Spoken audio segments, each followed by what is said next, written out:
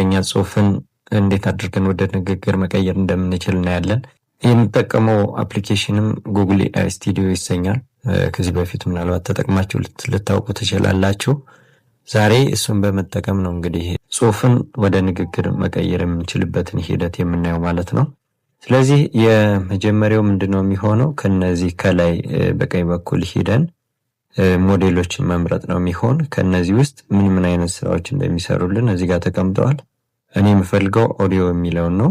ስለዚህ ከኦዲዮ ውስጥ ደግሞ የመጀመሪያውን ሞዴል ስናይ ጀሚናይ 3.1 የሚላለ። ስለዚህ እሱን እንመርጥለታለን።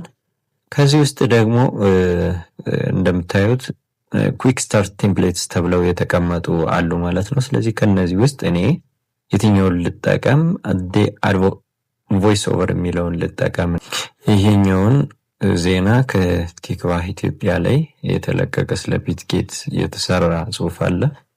እሱን ልውሰደውና ሰጠዋለሁ ማለት ነው። ከዛ ጽሁፉን እቀይርለታለሁ ማለት ነው። ሌክቶል አደርግና ያመጣሁትን ቴክስት ፔስት አድርገዋለሁ። ስለዚህ ጽሁፉ እዚህ ጋር እንደምታዩት ፔስት አድርጌዋለሁ። ስለዚህ ይህንን ከወሰድኩ በኋላ ወደ ታች ዝቅልና ወርድና ራን እለዋለሁ።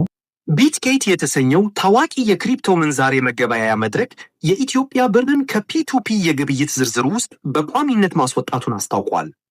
መድረኩ ባወጣው ይፋዊ የሆነው መግለጫ መሰረት እንደ ዩኤስዲቲ፣ ቢቲሲ እና ኢቲኤች ያሉ ዲጂታል ንብረቶችን በቀጥታ በኢትዮጵያ ብር መግዛትም ሆነ መሸጥ ከአሁን በኋላ የማይቻል ሲሆን ይህም ውሳኔ ተግባራዊ መሆን ጀምሯል።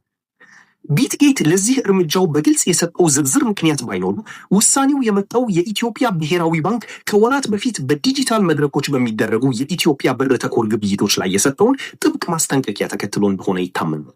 በዚህ አይነት መልኩ ጽሁፉን ወደ ንግግር የሚቀይርበት ሁኔታ አለ።